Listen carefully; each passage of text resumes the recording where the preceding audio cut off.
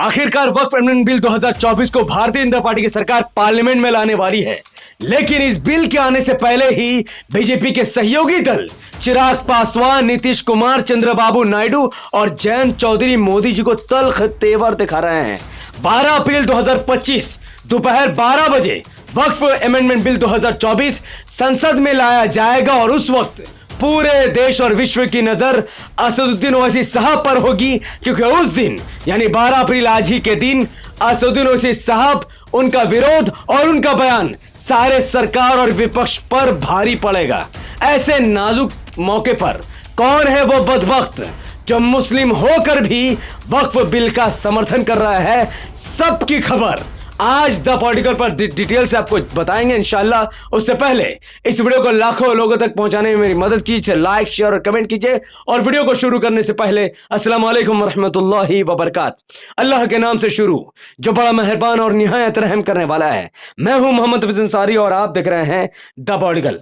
हमारे देश में वक्फ की संपत्ति 8.9 लाख करोड़ 9 लाख एकड़ यानी लगभग 9 लाख एकड़ वक्फ की जमीन हमारे देश में है, जो कहीं ज्यादा खाली है। किसी पर मस्जिद बना हुआ है, किसी पर मदरसे हैं, किसी पर अस्पताल है, किसी जमीन पर यतीम खाने हैं, किसी जमीन पर मुसाफिर खाना है। यानी वक्फ की ये जो 9 लाख एकड़ जमीन है वो खल के खिदमत पर लगी हुई है और बहुत सारे जमीन पर अलग अलग पार्टी के लोगों का कब्जा भी है। इसी जमीन को हड़पने की तैयारी कर रही है भारतीय जनता पार्टी की सरकार। वीडियो को आगे बढ़ाने से पहले मैं आपको यह जरूर बता दूं कि असल में 70 सालों से बीजेपी और कांग्रेस की सरकार बनती हुई आई है।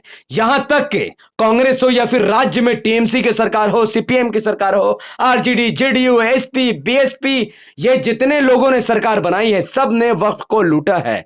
और अंबानी का जो इनिटेलिया महल है वो भी वक्फ की जमीन पर बना हुआ है, जिस पर केस चल रहा है। तो मोदी जी ने देखा जब सभी वक्फ की जमीन को लूट रहे हैं, चाहे वह मुसलमानों के वोट्स आए हो या फिर ना आए हो, तो फिर हम क्यों पीछे रहे।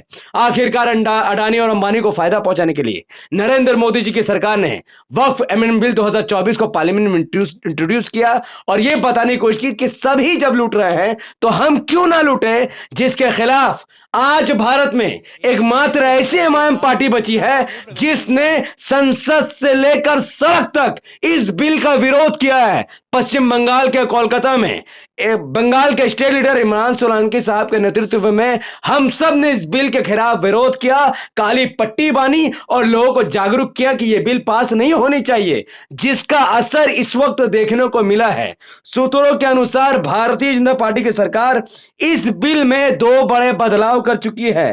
पहले बदलाव तो यह है कि 2025 से पहले जो वक्फ की संपत्ति थी वो रहेगी, चाहे से यह बिल पास हो या ना हो। और दूसरी बात यह है कि वक्फ की संपत्ति पर अगर कोई विवाद कर रहा है तो उस पर दावा नहीं माना जाएगा, वो वक्फ की संपत्ति मानी जाएगी। तो बिल अगर पास हो भी जाए तो पहले जो वक्फ की जमीन है वो सेव हो चुका है और अगर कोई दावा ठोकेगा तो उस पर दावा नहीं माना जाएगा। यह बहुत बड़ी उपलब्धि, तो उन लोगों को मुबारकबाद जिन्होंने कोलकाता में एमआईएम का समर्थन किया, एमआईएम पार्टी तले, झंडे तले उन्होंने वक्फ का विरोध किया। और पूरे भारत में all India Muslim personal law board ने जिस तरीके से विरोध का ऐलान किया और जिन लोगों ने भी विरोध किया उनका विरोध करना, ऐसी वीडियो को शेयर करना और समर्थन करना, काम मिलेगा आपके दीन और दुनिया दोनों जगह आपके चेहरे चमकेंगे इंशाअल्लाह ताला।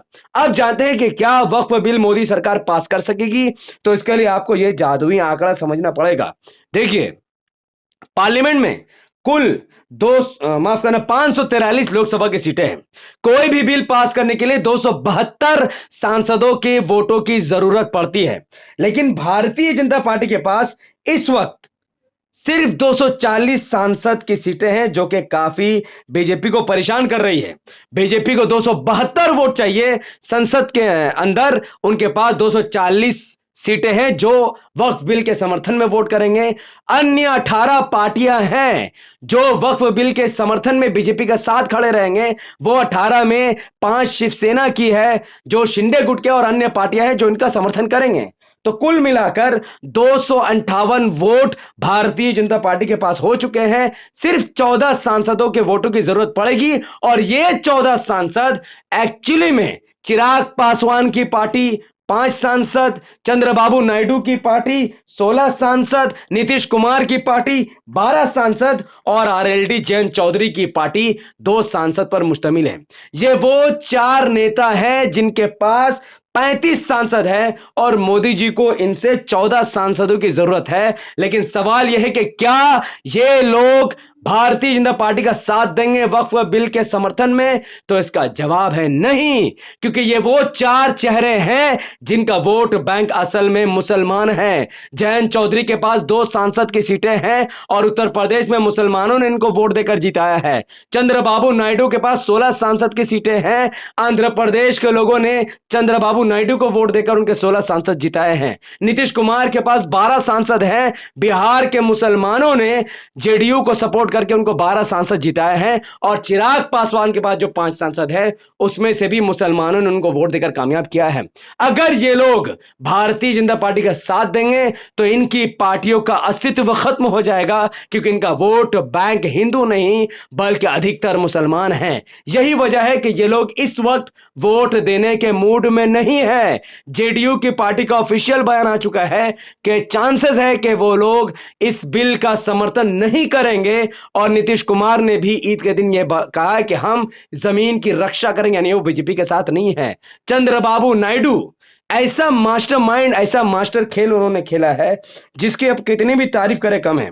चंद्रबाबू नायडू ने वक्फ के लिए कोई बात नहीं कही है, लेकिन उन्होंने तिरुपति मंदिर के बारे में कहा कि उसमें हिंदुओं के अलावा और कोई काम नहीं करेगा, जबकि वक्फ बिल कहता है कि इसमें मुसलमानों के अलावा हिंदू भी काम करेंगे। यानी चंद्रबाबू नायडू इनडायरेक्टली ये कह रहे हैं कि जैसे हिंदू मंदिरों में मुसलमानों का दखल नहीं होगा, वैसे मुसलमानों की जमीन में किसी भी हिंदू का दखल नहीं होगा।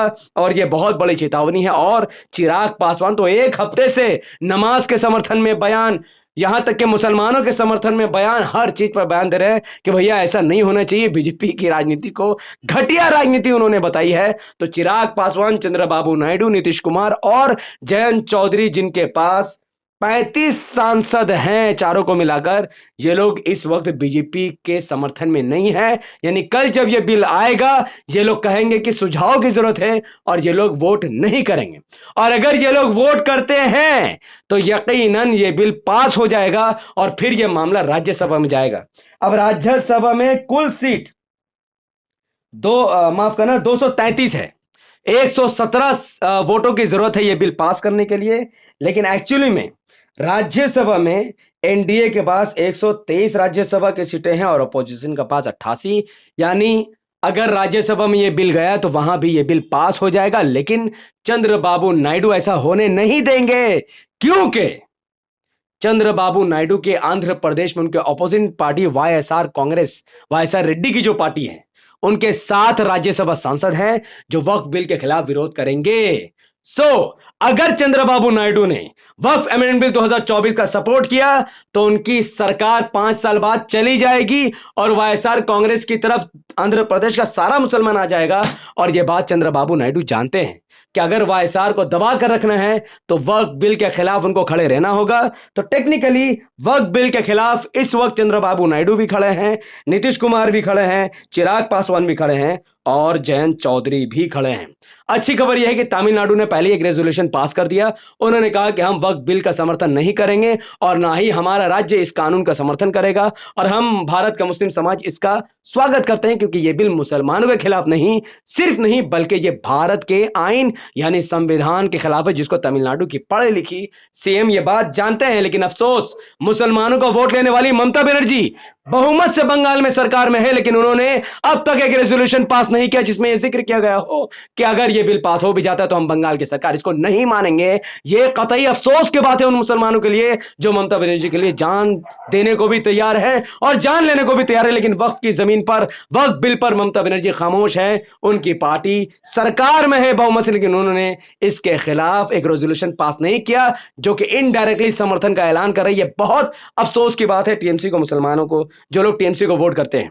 तो यह देखना होगा 12 अप्रैल 2025 को जब सदन में बिल आएगा, क्या चंद्रबाबू नायडू और नीतीश कुमार इसका समर्थन करते हैं या नहीं करते हैं। वैसे अपोजिशन में इस वक्त 239 वोट हैं, यानी इनके पास भी लगभग 32 वोटों की कमी है। इन 239 में सबसे बड़ी पार्टी कांग्रेस के अलावा टीएमसी और बाकी पार्टियां हैं, और एआईएमआईएम के भी एक सदस्य हैं जो कि बारिशा सदुरुसी साहब है। और कल यानी आज ओवैसी साहब का जो विरोध होगा वक्फ बिल के खिलाफ, उनका जो बयान होगा और जो वोट होगा वो विपक्ष के 239 सांसदों के बराबर होगा और सरकार पर भारी पड़ेगा। कल भारत और पूरी दुनिया देखेगी कि कैसे ओवैसी साहब एक एक तर्क देकर इस बिल का विरोध करेंगे।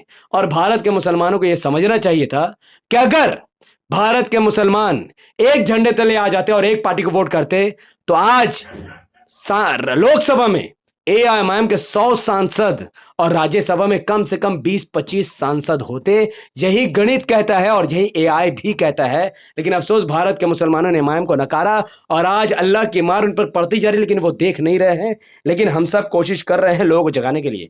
ऐसे नाजुक मौके पर कुछ मुस्लिम हैं जो इस बिल का समर्थन कर रहे हैं। उसमें से एक है अजमेर शरीफ दरगाह के चिश्ती, जो वक्फ अमेंडमेंट बिल का समर्थन कर रहे हैं और कह रहे हैं कि ये आनी चाहिए। अब बताइए हमारे कौम के अंदर कितने गद्दार भरे हुए हैं जो आज समर्थन कर रहे हैं, क्योंकि इनको इस्लाम के बारे में नहीं पता। ये दरगाह चलाते हैं, इनको इस्लाम के बारे में फूटी कौड़ी नहीं पता है कि कैसे जमीन वक्फ की जाती है। और इस मामले का नॉन मुस्लिम से कोई भी लेना देना नहीं है, चूंकि ये बिल ये कहती है कि 2 गैर मुस्लिम इसमें आएंगे और ये बिल कहती है कि इसका फैसला कलेक्टर करेगा।